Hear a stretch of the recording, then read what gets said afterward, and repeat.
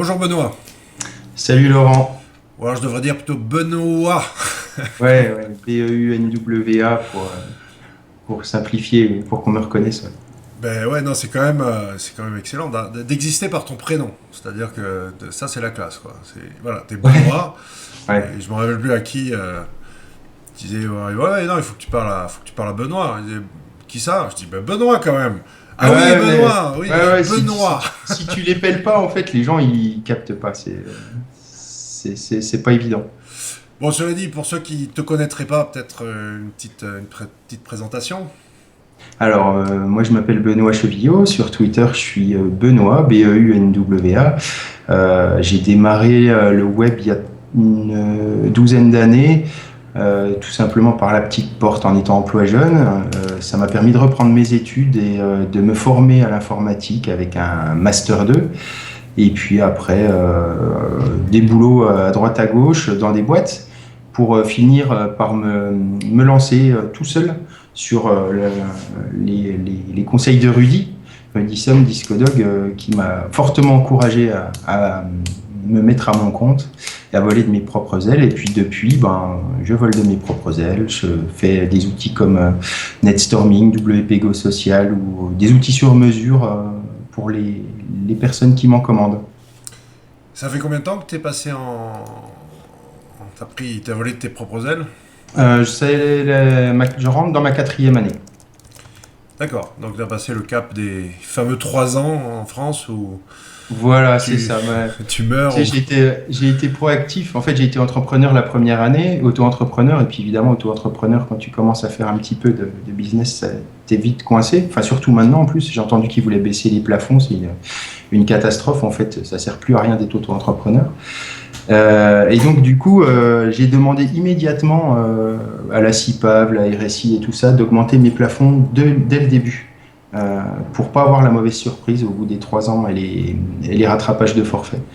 Alors, j'ai souffert dès le début, mais du coup, maintenant, je suis habitué. Ouais, Et la troisième année, je la vis sereinement parce que je sais que je vais pas avoir le rattrapage de malade à la fin de l'année. c'est clair. Ouais, ouais. Voilà. J'en connais tellement là qui sont dans la troisième année et Ouais, ouais, ouais, ouais, c'est douloureux. Enfin bon. ouais, ouais. Parlons plutôt de sujets un petit peu plus joyeux Ouais, que l'entrepreneuriat, même si c'est intéressant, on pourrait en discuter, on y reviendra peut-être plus tard. d'accord.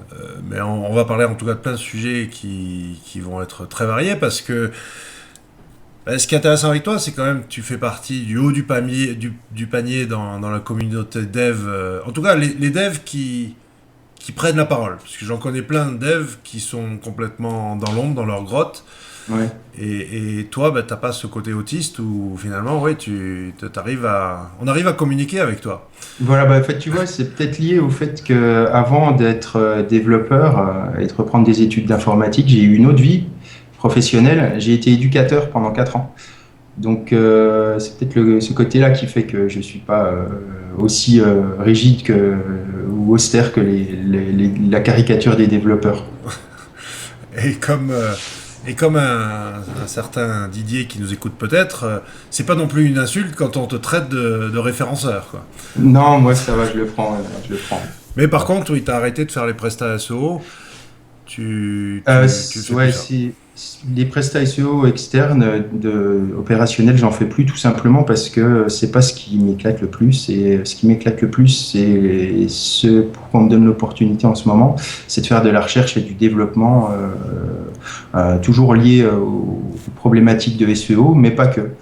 Euh, Génération de vidéos en masse, enfin plein de choses un peu comme Didier d'ailleurs, on a la chance de pouvoir être assez visible et du coup on nous propose des projets assez sympas et j'avoue que c'est ça qui m'anime en ce moment. Ouais, c'est-à-dire que là, tu t'arrives, toi, en fait, à vraiment créer des nouveaux systèmes, quoi. À partir de scratch, tu vas pouvoir inventer des choses. Voilà, voilà alors après, moi je fais de la R&D depuis 2 ans sur mes outils, donc j'ai une logique de pérennité et de réutilisabilité de mon code, comme la plupart des développeurs, mais ça me permet de construire, pour reprendre une analogie, celle des voitures.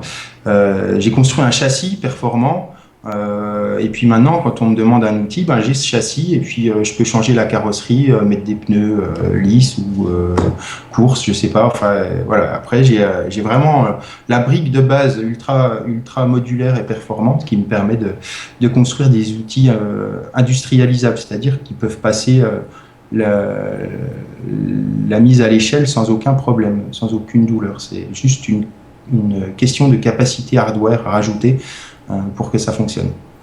Alors, on y viendra d'ailleurs dans quelques minutes sur certains de tes outils dont il y en a qui sont vraiment innovateurs et absolument bluffants, quoi. Mais avant, je voudrais parler un petit peu de Tech NSO, Ouais, qui a eu un énorme feedback positif. Donc, en un mot, c'est une conférence, ou plutôt disons des ateliers c'est exactement ça. Ouais. SEO, dev, mais voilà, vraiment orienté développeur, quoi. Mhm. Alors, le concept, ouais, il est né de traîner dans quelques barcamps depuis plusieurs années. Et puis, en tant que développeur, mais avec les rares ou les développeurs qui sont présents dans ces conférences, on ressort toujours frustré des conférences classiques parce que on nous présente des concepts qui sont certes super intéressants, mais à aucun moment on nous dit où on doit mettre les mains pour appuyer et de quelle manière faire les choses. Et donc, j'ai voulu créer cet événement pour pallier à ça. C'est pas une formation, c'est pas des conférences, c'est vraiment entre les deux. C'est des petits ateliers tout au long de la journée. Quand je dis petits ateliers, c'est que le formateur, enfin les intervenants ne prennent pas plus de 15 personnes en même temps pendant 1 heure. Ça permet vraiment aux personnes qui assistent à ces ateliers de pouvoir prendre la parole, de poser des questions sans avoir la pression d'une salle de 200 personnes ou 300 personnes. Et ça permet à l'intervenant de pouvoir aller au fond des choses et répondre clairement aux questions. C'est vrai que moi, pour avoir pratiqué les deux, c'est largement plus enrichissant le format atelier. Mm. La conférence, en plus, en tant que conférencier, c'est super compliqué. T'as une audience de X, enfin, mettons, allez, 100, 200, 300 personnes, avec des Mm. profils super variés. Donc, comment tu goupilles ça? Comment tu t'adresses à tout le monde en même temps? Comment tu donnes un petit peu Ouais, c'est pas simple, hein. C'est vraiment pas simple, tandis que quand t'as des petits formats comme ça, 10, 15 personnes, là, c'est beaucoup plus intéressant, quoi. Tout de suite, tu rentres dans le concret, tu peux Exactement, ouais. personnaliser, et puis de Ouais. l'autre côté, c'est largement enfin, il y a un meilleur retour, même si, au final, peut-être que, de toute façon, ce que tu vas en ressortir avec une méthode applicable de A à Z, c'est rarement le cas, mais Non, mais tu t'as ressors des avec déclics, quoi. t'as des déclics et puis on t'a montré des choses opérationnelles aussi. Et donc tu te dis, ah ouais, ok, ces concepts-là, si je les applique, je peux faire ce que j'ai vu dans l'atelier. Et donc ça permet d'avoir des déclics et des déblocages technologiques ou des déclics de bonnes pratiques. Je pense à l'atelier de Karim Slimane sur la sécurité. Il a scotché plein de gens parce que il y a plein de monde qui prenait pas vraiment ça au sérieux ou qui se doutait pas de la portée que ça pouvait avoir avant de faire son atelier. Et avant, en fait, toi, c'est vraiment venu donc de cette frustration, quelque part, d'aller dans des événements et de pas voir de côté dev dans les événements SEO. Mais à l'inverse, moi, j'ai été dans quelques événements dev, Ouais. et il y a zéro SEO, quoi. Ben voilà, c'était pour faire un truc, le chaînon manquant. Ouais. C'est pas un truc de dev, c'est pas un truc de SEO, c'est un truc entre les deux qui permet ben, de pratiquer les technologies web en accord avec ceux qui la dirigent hein, et qui la font vivre, les gros comme Facebook, Google, Twitter, Amazon et compagnie. C'est important de savoir comment ils fonctionnent pour pouvoir les manipuler ou pour pouvoir composer avec eux. J'aime bien ça, les manipuler ou composer avec eux. Deux approches radicalement différentes, quoi. Voilà. Le, C'est la le- même approche en fait, mais c'est juste ça dépend à qui tu t'adresses. Tu donnes le bon mot. et l'an prochain, il y aura un autre Tech NSO. Ouais, il y en aura un autre, ouais, c'est sûr. Toujours avec peu de personnes. Je vais augmenter un peu la capacité, mais ça va pas dépasser les 120 personnes, à mon avis. C'est difficile avec ce format-là, parce qu'il faut vraiment trouver après des lieux qui s'y prêtent. Et déjà, l'année dernière, on n'était pas nombreux, on était 70, mais il m'a fallu quand même 7 salles de réunion au même endroit. Là, si je passe à 120, il m'en faut 10.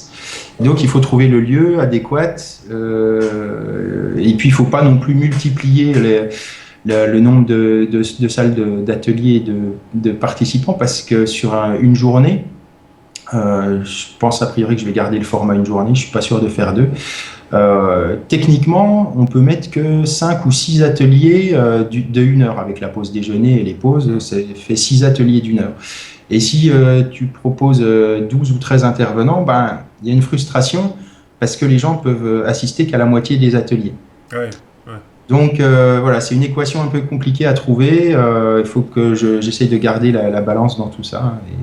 Et c'est en cours ça mûrit dans mon esprit. Voilà. Moi j'ai qu'une demande, par pitié, pas le lendemain de SO Campus. Et alors, tu sais que quand j'ai posé ma date du Tekken CO, c'était 2 jours avant qu'ils officialisent la date du SEO Campus, et donc je ne l'ai pas vu venir. Ah ouais, mais donc, c'est vrai que c'est un peu tard là. Ouais. C'est compliqué. Donc non, je vais essayer de faire un truc en dehors des grands événements, parce que sinon tu pourras pas venir, tu vois. Je vais t'en vouloir.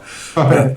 Bon, après, le plus compliqué, c'est le mois de juin, où là ça fuse dans tous les sens. Non, ouais. Je pense que je vais garder le début d'année pour pas mal de raisons. Comme moi, je veux garder des prix bas. Les prix bas comme ça, les boîtes, elles sont plus enclines à financer les trajets et le prix de journée pour une formation comme ça en début d'année, avant que les gros trucs arrivent derrière. Tu vois, il y a pas mal de gens qui ont pu en profiter l'année dernière de cette manière-là. Les boîtes qui leur payaient la formation, enfin pas la formation, la journée et le déplacement. Ouais, non, c'est important ça. C'est important. Après, il ne faut pas le prendre trop tôt, parce que sinon on a du sale temps et ça caille, mais il y a des solutions. Oui, ça veut dire, on n'a pas mentionné, mais c'est vrai que tu es quand même à Dijon, il faut crawler entre les gouttes d'eau souvent. Ouais, bah, au mois de mai, c'était un peu partout comme ça en France, mais ouais, c'est vrai que c'est pas le pays du soleil, c'est sûr. Mais pour moi, ça aide beaucoup à l'organisation, parce que c'est ici, je connais les gens, et au lieu de prendre un mois d'organisation si je le faisais dans une autre ville, et où je serais obligé de me déplacer, d'appeler ou de déléguer quelqu'un pour le faire, là, honnêtement, l'organisation du Tekken CO l'année dernière, elle m'a pris 1 semaine. Donc c'est une question de pratique pour moi, pour pas y passer trop de temps aussi. Puis moi, j'ai rarement vu un retour aussi emballé à 100% de tout le monde. Ben, j'avoue que j'étais assez surpris aussi de l'unanimité des avis sur le format. Ça prouve bien qu'en fait, il manquait un truc, un format qui était pas présent sur la scène SEO ou développement à ce niveau-là. Et je me rappelle le commentaire d'Aurélien. Est-ce qu'il faut être développeur pour venir? Ouais, alors ça, c'est des gens qui m'ont voulu après. Les commentaires négatifs que j'ai eus, c'est de ceux qui ne sont pas venus parce que je leur ai fait peur. Et en fait, oui, j'avais voulu vraiment maintenir un niveau technique assez avancé pour cet essai, parce que c'était un essai pour moi, pour voir si ça allait fonctionner, si ça plaisait aux gens. Et j'ai voulu garder un niveau technique important, parce que les personnes que j'avais invitées comme intervenants, elles avaient des choses techniques à dire. Et ça les éclatait d'aller parler technique. Donc il fallait qu'en face, ils aient des mecs qui pourraient leur poser des questions pertinentes, tu vois. Ouais. Genre pas qu'est-ce que c'est qu'une balise H1 pour caricaturer. Mais donc voilà. Alors certes, j'ai fait peur à pas mal de monde. Donc Aurélien, tu sauras que tu avais largement tu peux venir l'année prochaine. Et donc l'année prochaine, ce que je vais faire, c'est que je vais plutôt faire je pense une petite sorte de jeu toute bête en 3 ou 4 étapes. Je sais pas si tu te rappelles le jeu qu'avait fait Paul Sanchez et Aurélien Bardon il y a quelques années. Je ne sais plus ce que c'était ce jeu. Il fallait trouver. Il y avait tout plein de techniques d'analyse des pages, des headers, tout ça pour trouver les indices qui te menaient à l'étape suivante. Je ne vais pas aller jusque-là, mais je vais peut-être faire un petit truc tout simple comme ça pour s'assurer que les gens puissent le faire. Ou alors, je proposerai aussi des ateliers pour les débutants. Mais là, je ne sais pas encore, je n'ai pas tranché. Ouais, parce que c'était pas un petit jeu en 3-4 étapes, Non, c'était le parcours du combattant, quoi. c'était le parcours Je du crois que je l'avais combat. même pas terminé en plus, le truc. Ah ouais, j'y étais arrivé. Du coup, j'ai retrouvé des idées pour étoffer un jeu comme ça il n'y a pas longtemps. C'est vrai que c'était bien sympa. Ouais. Ouais.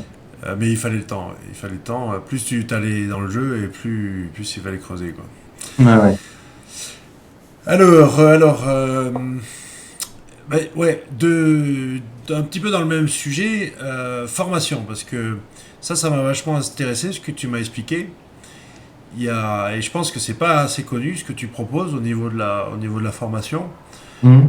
parce que à la limite, tu vas pas apprendre à développer en PHP, en Ruby ou en machin, mais et je me prétends pas du tout développeur, mais honnêtement, le plus gros besoin, c'est comment on a des petites briques là, dans tous les sens, et puis comment on conçoit son Ouais, cheminement, ouais, etc. Toi, tu es un assembleur, un maçon, quoi. Ouais, on va dire ça. Tu sais mettre le ciment et les briques, les poser comme il Je, faut. je retape une maison depuis 4 ans, donc tu vois, je sais faire tout ça, il n'y a pas de souci. Non, plus honnêtement, ça fait plusieurs mois maintenant que j'ai des demandes récurrentes de personnes qui me contactent par Skype je leur donne des conseils ou des astuces sur des problématiques de mise à l'échelle ou tout simplement des astuces parce qu'ils bloquent à certains moments de leur développement sur des applications, des choses comme ça. Alors je prétends pas être euh, un gourou qui résout tous les problèmes, c'est pas du tout ça. Je suis pas non plus une boîte qui a une grosse équipe et qui est capable de créer des logiciels qui coûtent des millions d'euros. Mais ça fait depuis que je me suis mis à mon compte, et même déjà avant, j'avais cette culture-là, j'ai dédié 30% de mon temps de travail systématiquement à la recherche et au développement. Donc, c'est-à-dire que je teste des nouvelles technologies, je les pousse dans leur retranchement, je teste des nouveaux langages, des nouvelles approches en manière de construction d'applications, des choses comme ça. Et ça fait que j'ai un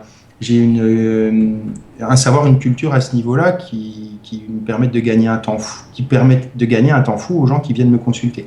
Et donc, c'est partant de cette constatation-là que j'ai proposé une formation un petit peu fourre-tout. En fait, il y a un plan de formation parce qu'il faut bien en établir un, mais généralement, la formation, ça se fait plutôt sous forme de questions-réponses ou alors je,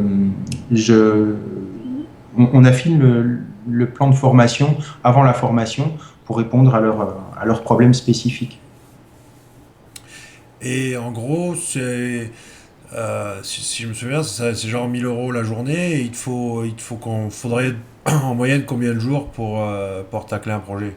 Ça dépend vraiment du projet, si tu veux, Ouais. et des problématiques que les gens rencontrent.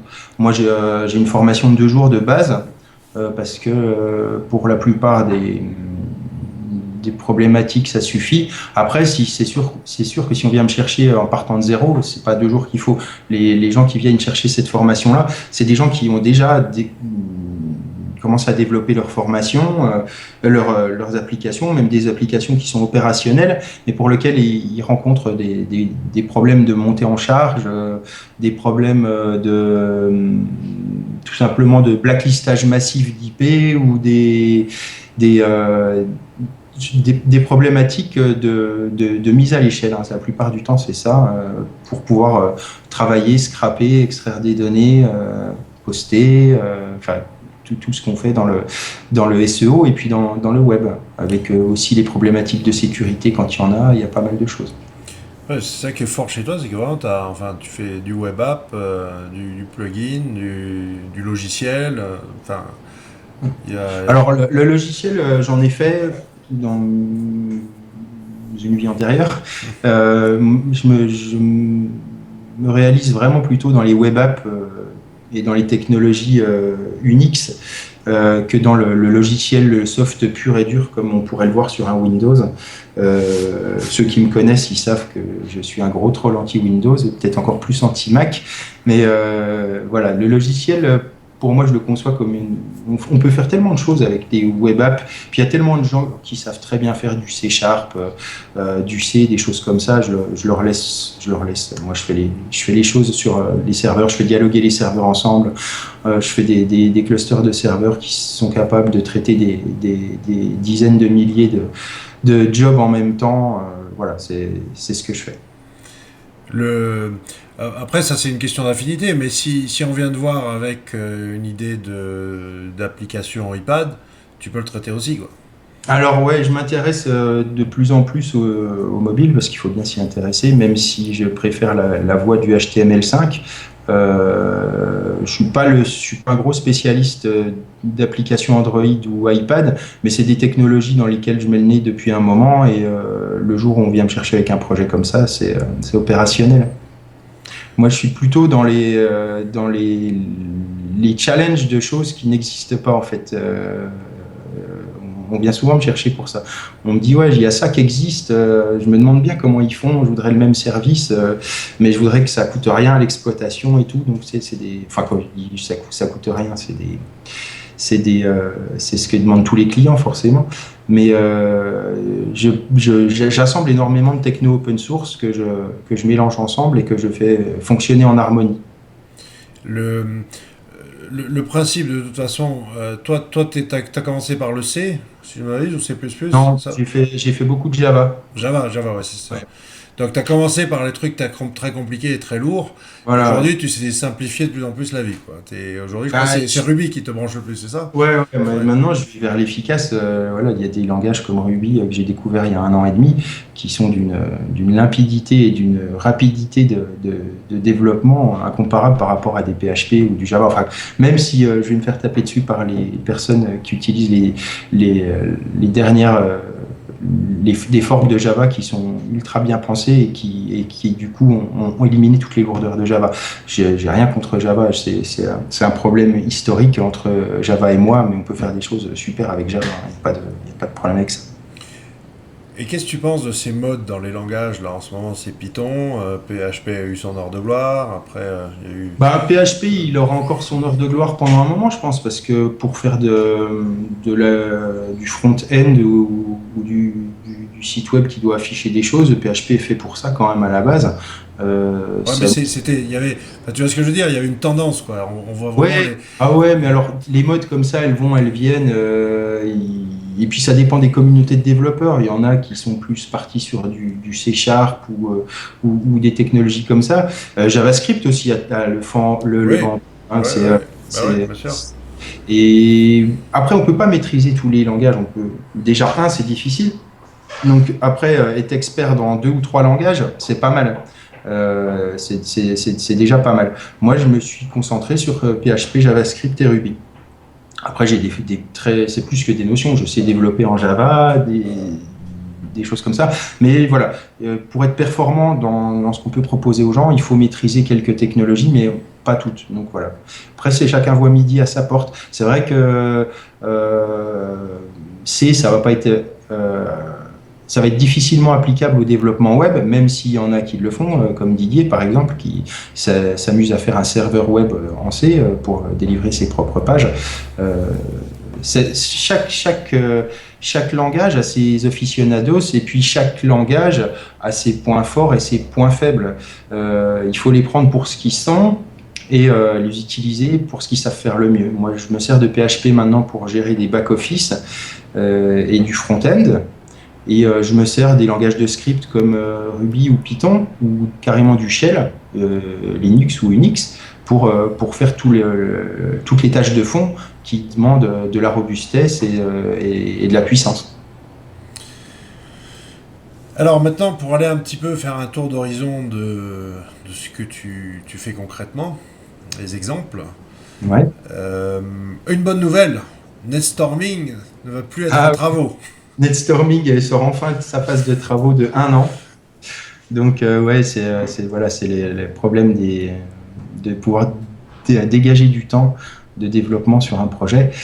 Quand c'est un projet qui rapporte pas d'argent, c'est pas ça qui fait vivre. Donc, on le met en stand-by et puis dès qu'on retrouve un peu de temps, on le reprend, etc. Donc, c'est vrai qu'il a été en stand-by pendant 1 an, mais là, courant juin, il ressort. avec plein de nouveaux outils, et notamment la plupart de ceux qui étaient en travaux vont être implémentés. Pour faire plaisir à Aurélien, il y a un analyseur de log Apache qui ressort des trucs comme le top des pages 404 sur un site, le top des pages les moins crawlées par Google, enfin tu vois tous les petits trucs qui servent bien quand on fait un audit de site, tu envoies ton fichier de log et il te sort les résultats. Alors bien sûr, on ne pourra pas envoyer des logs de 500 mégas parce qu'il ne faut pas faire exploser mon serveur derrière, mais c'est le principe de l'outil NetStorming, c'est qu'il soit accessible à tout le monde sans que ça fasse exploser mes coûts d'exploitation. Il y a un petit audit de serveur, mais la nouveauté aussi, c'est que je rassemble tous les outils de Webmaster dont moi je me sers tous les jours, comme un color picker, un minifieur de script, un désobfuscateur de script, tous les petits outils qu'on cherche, un convertisseur de timestamp, tu sais, quand tu as le timestamp et que tu veux savoir à quelle date il correspond, tous ces petits trucs que tu as dans tes bookmarks ou que tout le monde a dans des favoris quelque part à droite, là, ils sont tous au même endroit sur la même page accessible. Ça évite de perdre du temps à rechercher dans ses favoris.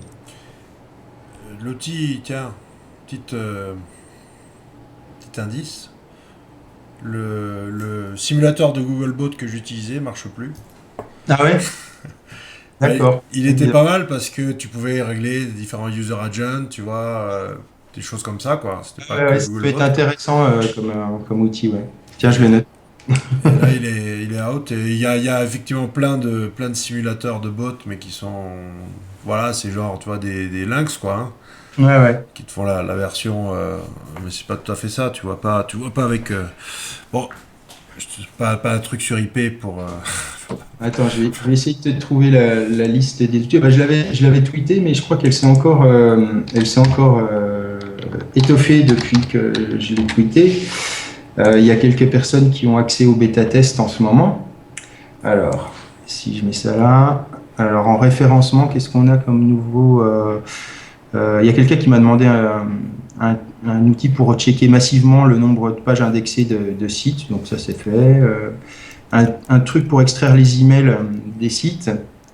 Qu'est-ce que j'ai d'autre Donc, comme je te disais, l'analyseur de log, l'outil pour faire des mini-audits rapidement, un color picker, convertisseur bit-octet, encodeur-décodeur, générateur de fichiers HT-password aussi, tu sais, le truc. Ouais. Chaque fois, tu cherches partout comment générer ton mot de passe, voilà. Des parseurs de scripts comme, tu sais, Less ou SAS, c'est des technos qui commencent à apparaître massivement. C'est du CSS comme c'est du CSS où tu as la même chose en JavaScript qui est pas comme du CSS qui est plus facile à lire, plus facile à écrire et plus puissant. Puis après, il faut les compiler. Tu sais, en CSS. Et donc là, il y a les outils pour pouvoir les transformer direct en CSS ou en JavaScript, des choses comme ça.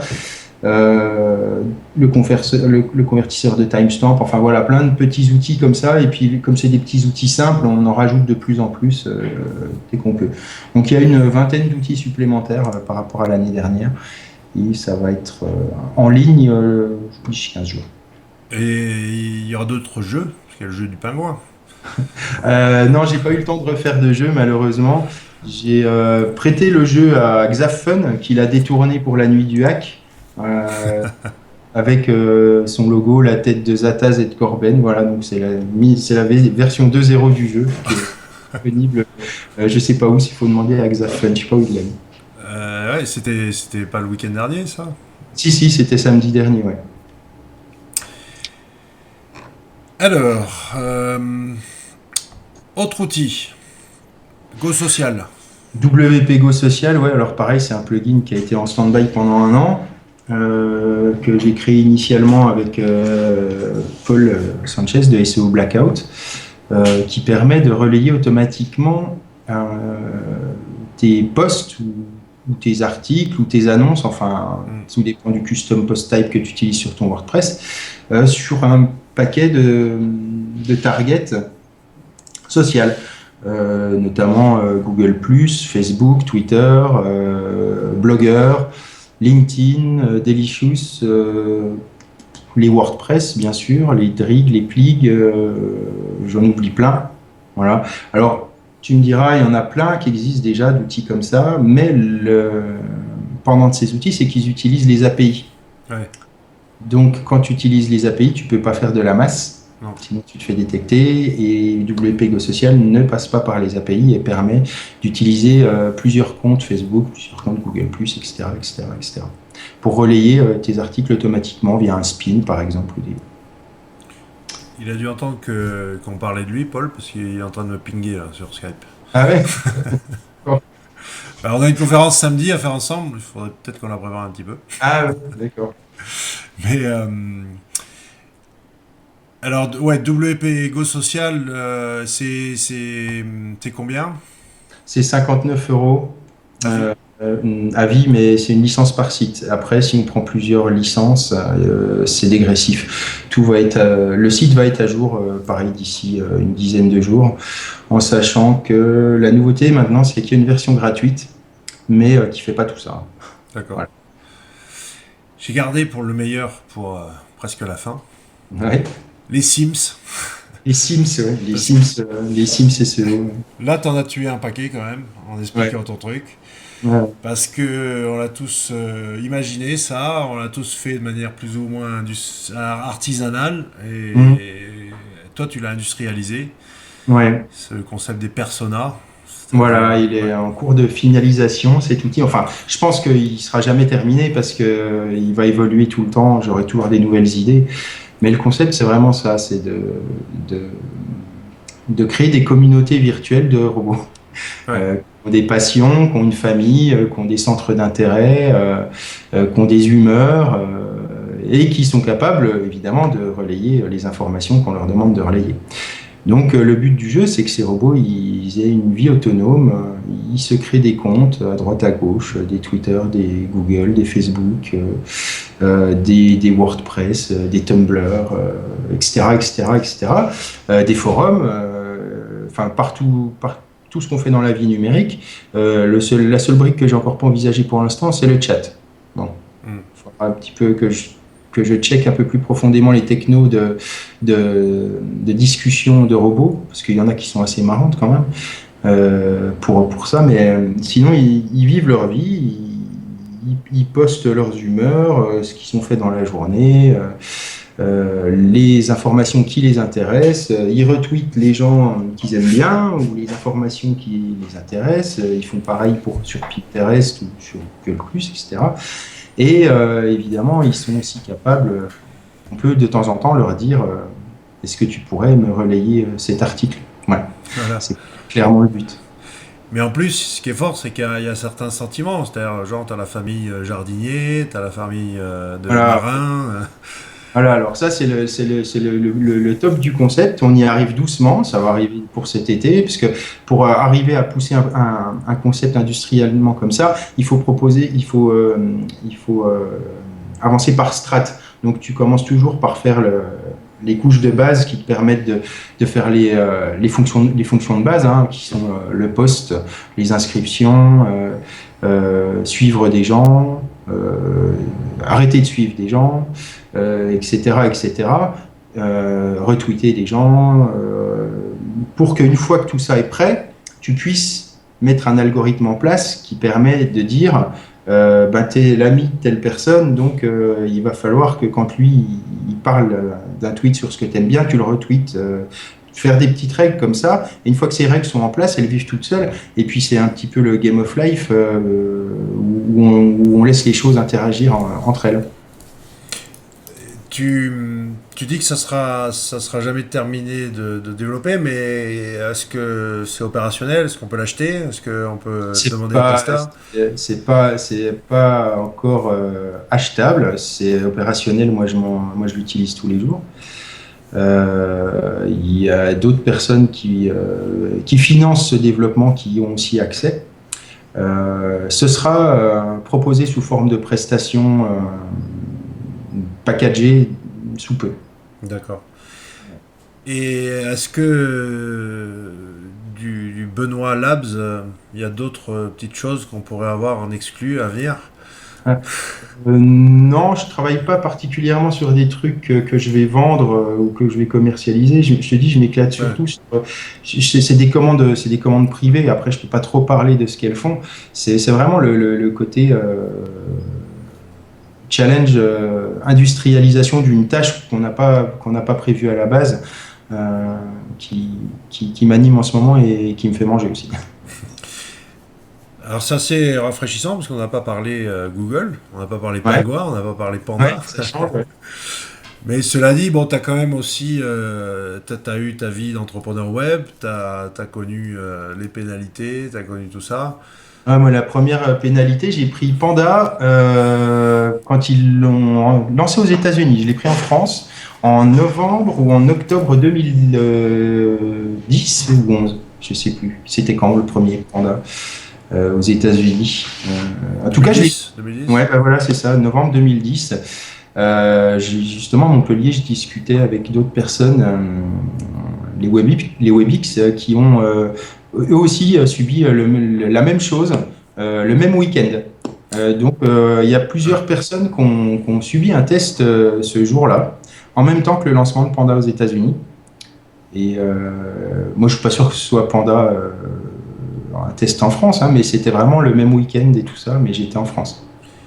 Et est-ce que tu penses que, t'as été quand même un des premiers à le subir, est-ce qu'on s'en relève d'un truc comme ça? Voilà.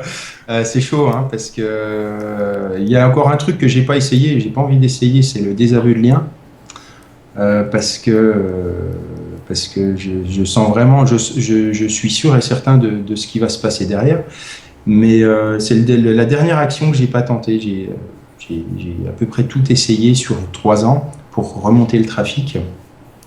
Et il s'avère que maintenant, la seule vraie solution que j'ai trouvée, c'est du Black Hat bien crade.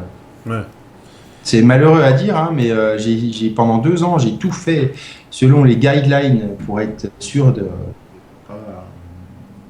pas, de, de pas pouvoir être pénalisable, alors que je connaissais bien toutes les techniques qui permettaient de faire fonctionner autrement. Et puis moi, les guidelines Google, maintenant, j'y crois plus du tout. J'utilise même plus du tout. Je les contourne systématiquement. Voilà. Bah, Pour mes projets, hein. Pour mes anciens clients, attention, sachez que c'était pas. bah, ton avis m'intéresse parce que moi je vois comment c'est que j'ai quand même aussi pas mal de clients qui font des cow-boys. Là, je pense notamment à un qui est peut-être dans le domaine du poker. Peut-être Ouais, le plus gros spammer que le web ait connu dans ce domaine-là, quoi. ouais. Il a vraiment dominé pendant 5 ans. Et puis d'autres dans d'autres domaines où finalement, ouais, avant, tu investis 100, tu ramènes 200. Après, tu investis 100, tu ramènes 150. Aujourd'hui, tu Mhm. investis 100, tu ramènes 120. Ouais, ouais. C'est plus les mêmes échelles. Ouais. Et moi, plus ça va, en fait, je me rends compte que même quand on fait vivre un site proprement et qu'on lui donne de l'amour, comme dirait Paul, on n'est jamais à l'abri d'une grosse claque dans la tronche de la part de Google.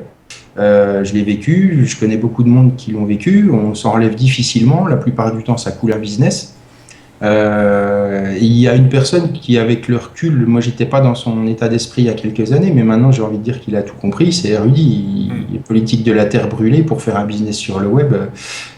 C'est Fire and Forget, ça marche bien. Ouais, ouais, ouais. C'est malheureux à dire, mais c'est la vérité, hein. C'est un business model, c'est un des business models qui tient le mieux la route, hein. Ben, c'est sûr que de toute façon, après, c'est question de plus. Chacun voit sa morale là Ouais, bien sûr, effectivement, hein. Est-ce que vraiment on doit. Je m'étais, enfin, pour la énième fois pris la tête. Bon, je ne vais pas le nommer, mais disons que lui, il avait participé à un certain concours de référencement et encore aujourd'hui, 10 ans plus tard, il nous sort le truc, ouais, j'ai encore honte de ce qu'on a fait. Ouais, ouais, ouais. Bah, tu vois, c'est un truc, effectivement, moi je dis que je respecte pas les guidelines de Google pour mes propres sites parce que pour certains. Alors, oui et non, j'ai aussi des sites très propres auxquels je donne beaucoup d'amour et auxquels je demande pas le même rendement que les sites qui servent juste de tiroir caisse, si tu veux. J'ai deux approches. C'est vrai que j'ai les deux approches, toujours pour pouvoir faire des laboratoires permanents aussi, puis tester. Mais c'est vrai que ça marche toujours bien et vite, hein, les techniques Black Hat. Ce que je pense, c'est qu'on peut, à la limite, pour nous, c'est pas qu'on peut prendre tous les risques et qu'on peut quasiment se garantir un certain résultat, ou en tout cas jauger les risques pour soi, c'est pas pareil que pour un client. Exactement, exactement, voilà. Et donc pour moi je prends le risque pour moi, je commence à avoir de l'expérience là-dessus. Donc même quand quand je prévenais toujours mes clients, je leur disais attention, même si je fais du propre et que c'est des choses qui sont pas préjudiciables, on peut jamais savoir ce qui peut nous tomber sur la tronche. C'est assez incroyable quand même. Ça devient assez aléatoire, ça maintenant. C'est la, c'est la, Moi, c'est la tendance que je retiens, moi. tous les jours, hein, c'est des drames, quoi. Comme Hum, tu hum, dis, il y a hum. des emplois qui se perdent, des boîtes qui se ferment. Carrément. Et puis là, c'est vrai, je vois des trucs, des cas étonnants, des sites qui ont 10 ans, qui ont leurs mots-clés depuis 9 ans, qui sont OK, ils sont coupables de quoi? Ben, un petit peu, ouais, du référencement à l'ancienne, machin, mais c'est pas des tricheurs, c'est pas des spammers, quoi. Non, voilà, voilà, c'est des, des, des, des cassages de gueule aléatoires. Je sais pas, c'est pour faire des exemples. C'est assez malheureux, je trouve. Je sais pas ce qu'ils veulent faire derrière tout Ah ça. si, moi je Parce sais, que, c'est une guerre, c'est des outils de guerre psychologique pour faire régner la terreur. ouais, ouais, c'est ça, ouais. Mais bon, Mais tu sais, moi je discutais avec Dixon Jones le week-end dernier là, à Barcelone et on était d'accord, ils n'ont plus rien à faire du search. Aujourd'hui, c'est nous contre Mad Cuts. Les non, mecs mais de Google, ils sont en train de triper sur d'autres choses que le search, quoi. ouais, tu le vois quand tu as un écran inférieur à 21 pouces, tu les vois plus les résultats naturels la plupart du temps. Donc, je caricature à peine, hein. Ouais. Franchement, ça devient vraiment violent avec les one box, les AdWords, l'universal search, c'est ça, hein, c'est ça le mot, la recherche Ouais. universelle. Les résultats naturels, ils deviennent de plus en plus difficiles à squatter, quoi. Enfin, Ouais, ouais. à être visible. Je sais plus combien c'est maintenant. J'ai vu une stat il y a pas longtemps qui parlait encore de 65% de clics sur le premier résultat. Ça m'a surpris parce que j'étais persuadé que ça avait baissé avec tout ce qu'ils rajoutent dans tous les sens. Non, c'était plus de 30, 34, 33, Ouais, 34%. ouais, ouais, Ouais, ouais, ouais. Ça me surprend moins ça. Et rends-toi compte, il y a 5-6 ans, c'était ça, c'était 65%. ouais, ouais, ouais. Et c'est plus, ça a baissé de 30%. Enfin bref, c'est pour ça que euh, l'approche réseaux sociaux et génération de trafic en dehors de Google est très intéressante parce que il n'y a pas que Google qui est capable de faire du trafic, loin de là maintenant. Ouais, bah heureusement d'ailleurs, hein, on a Mm. peut-être. On va en venir à par nécessité. C'est sûr que c'était peut-être la voie de la facilité, le rêve gratuit sur Google, quoi. Mais j'ai aussi j'en ai eu qu'un client qui avait une stratégie obligatoire parce qu'il lui était blacklisté, quoi, hein, même pas pénalisé, Ouais, c'est-à-dire qu'il était exit l'index de Google et il était ouais, parti sur une stratégie de tout. Bon, c'était en anglais, c'est plus facile, mais sur tous les moteurs alternatifs, quoi. ouais. Tout et au final, oui, il s'en sortait, mais c'était super compliqué parce que Mm. on- Ouais, parce qu'il faut appliquer des règles en fait, pardon. à tes souhaits. J'ai Il faut j'ai mes appliquer des allergies. règles différentes pour chaque robot, donc ça devient le bordel, ouais. Et quelque part, on dit, ok, Google, il domine, machin, tout ça, mais c'est quand même pratique. Je dirais pas qu'on le connaît, mais c'est plus confortable d'optimiser pour un robot plutôt que pour 3-4 ou que nos clients C'est pour clair, c'est des clair. centaines, quoi. Ouais. Bon, en Non, mais l'occurrence, voilà, pour lui, c'est. c'était plutôt d'évaluer, de trouver tous les moteurs de recherche et puis déjà s'inscrire, faire en sorte qu'on paraissait dans tous ces Ouais. robots, quoi. Après, optimiser, être premier partout, non, là. On avait lancé un concours de référencement où on devait être. Je crois qu'il y en a un qui a gagné, je me rappelle plus comment il s'appelle, il a gagné d'ailleurs. C'était être premier sur le mot-clé choc au cul Ah sur ouais. Google. Je dirais pas d'où vient le mot-clé, c'est une longue histoire. Mais ouais, c'était Google, Yahoo à l'époque. Ah ouais, le C'était but pas... du jeu, c'était d'être premier sur Yahoo et sur Google en même temps, hein, Ah c'est non, ça? c'était attends, Yahoo, MSN avant Bing, Google, et Oui. voilà.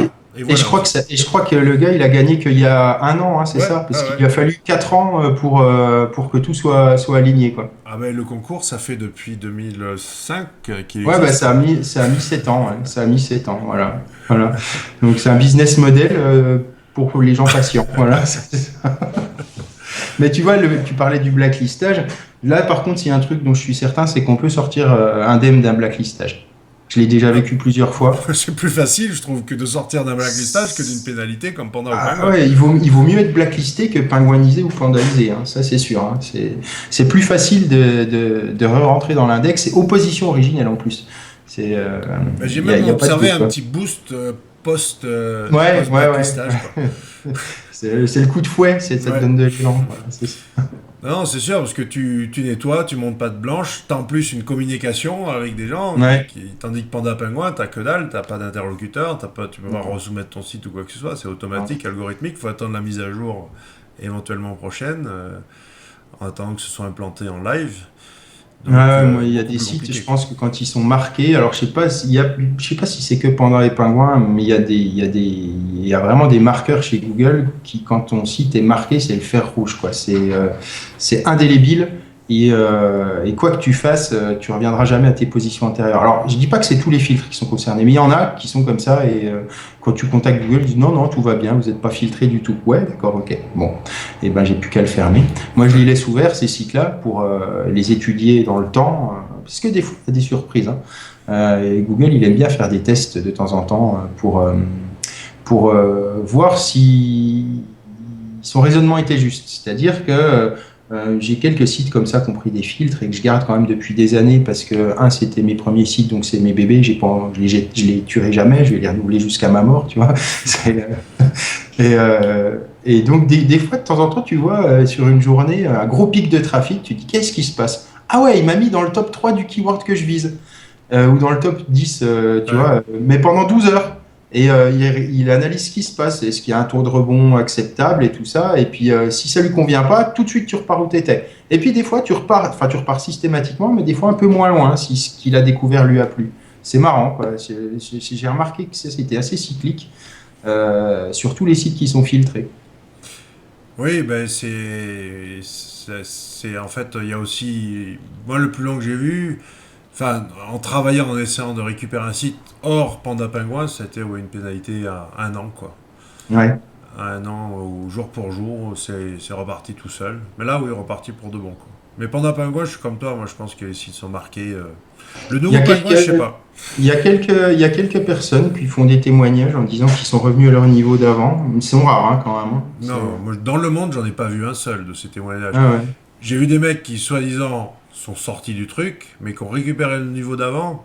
J'en ai pas encore vu un seul cas. Mmh. Si, Mmh. peut-être il y avait des marques, mais enfin voilà, des grosses marques, quoi, qui sont un peu Après, c'est plus une identifiables. problématique différente parce que les sites des grosses marques, ils sont traités par Google comme sites référents au final parce Ouais. qu'ils sont obligés de, de, de donner du poids à quelques sites. Puis pour le répartir après, en dessous, leur trust rank, leur page rank, leur auto rank, appelle ça comme tu veux, ils sont obligés de le faire partir du sommet d'une pyramide et qui distribue tout ça. Donc ils sont, bon, à mon avis, les grosses marques, les gros sites communautaires et tout ça, ils sont considérés comme super trustés de fait, de par leur nature, le fait qu'ils soient implantés dans la vraie vie de manière incontournable, quoi.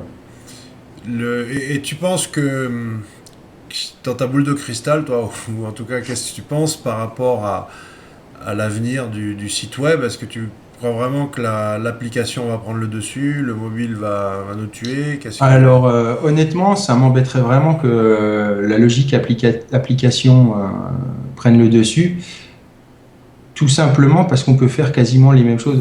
Alors oui, il y a quelques différences. Les jeux, les accéléromètres et les choses comme ça qui sont encore pas bien gérées dans HTML5, mais c'est des choses qui vont changer sous peu.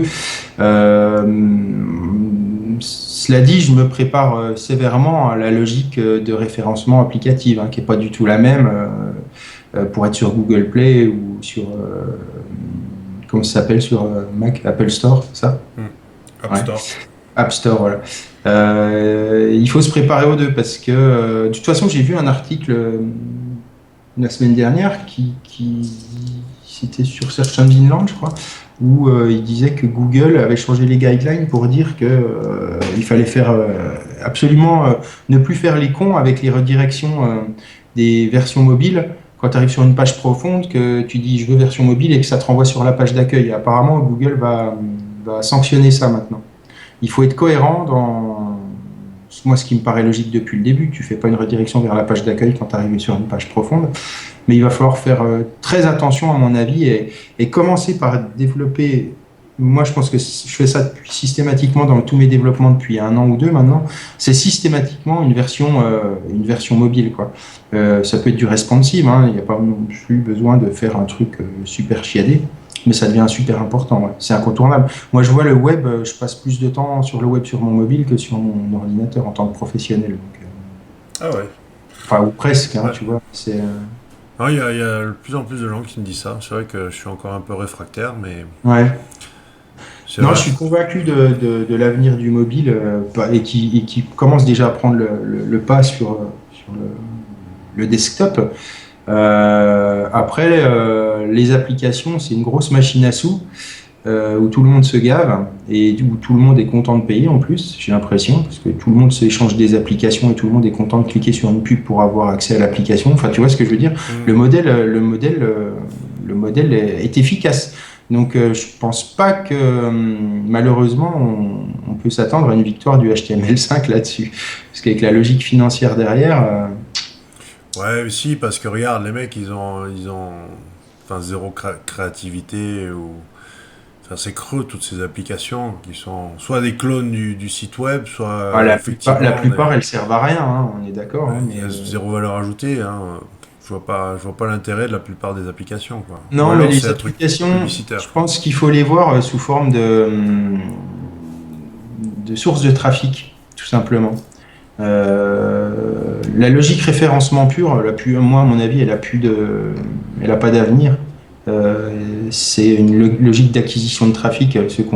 Ceux qui savent tout faire en même temps, référencement, AdWords, réseaux sociaux, les traffic managers, quoi.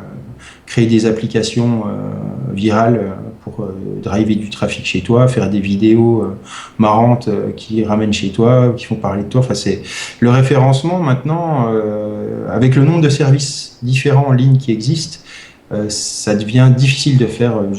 Ça marche encore, hein. Hmm. Il y a pas de souci avec ça, hein, mais je ne suis pas sûr que ce soit une logique très pérenne. Ouais, on a été plusieurs à se battre depuis des années pour établir le concept de visibilité au lieu de Ouais, référencement. ouais, ouais. Bah, j'ai réussi à lâcher quelques concepts, mais celui de visibilité, ça n'a pas encore pris, quoi. Hein. Donc, Ouais, ouais. parlons visibilité. Ouais, ouais. Non, non, mais t'as raison. C'est le référencement là, on s'accroche encore à des, c'est pas des miettes, hein, c'est encore des bons gâteaux, hein, mais comme tu disais tout à l'heure, avant t'investissais 200, 100, t'avais 200, etc. On est dans une logique où ça devient de plus en plus compliqué. Ça demande de plus en plus de temps et de travail pour obtenir des résultats qui sont de toute façon moins bons que ce qu'on pouvait obtenir avant. Donc ça va pas aller en s'améliorant. Ouais, c'est clair. Tiens, je regarde la pendule. Ouais, Tu sais t'as que vu, j'ai tenu 1 heure. t'as tenu 1 heure. Parce que pour info, les gars, Benoît, il fait partie de ceux qui râlent parce que les podcasts sont trop longs. Voilà. Je sais même pas si je vais la regarder le mien du coup. Mais en tout cas, oui, il y avait plein d'autres sujets que je voulais aborder. On va pas avoir le temps. Parce que si je veux te uploader sur YouTube, que je m'en fiche un peu de YouTube, mais ils me bloquent à 1 heure. Ils veulent pas. Voilà, si ça Ouais, dépasse une ouais, heure, ouais, non. On en refera d'autres. on en refera d'autres de toute façon. Prochaine fois qu'on te voit en public, t'as prévu une sortie ou pas Euh, encore? VLC 2013, ce sera une sortie virtuelle. Virtuel, ouais. Ouais, ouais. Voilà. Ouais, ben moi aussi, non, un samedi, là. Après, Non, qu'est-ce que- les sorties en public, vous pourrez me voir dans le Lot-et-Garonne début août, où je serai en vacances. Mais sinon, non. Il n'y en aura pas avant. Je sais pas qu'est-ce qu'il y a à la fin de l'année. Je sais pas. Non, j'ai pas de sortie publique dans des conférences ou des choses comme ça de prévues. Bien, bien, bien. Bah écoute, Benoît, en tout cas, merci. Je pense que ça a C'est été moi. vraiment intéressant. Et puis, Bah, j'espère. j'espère à bientôt pour un autre Ouais, podcast. Et sinon, dans le Lot-et-Garonne ou ailleurs. ça Allez, marche. merci. Bye. À bientôt.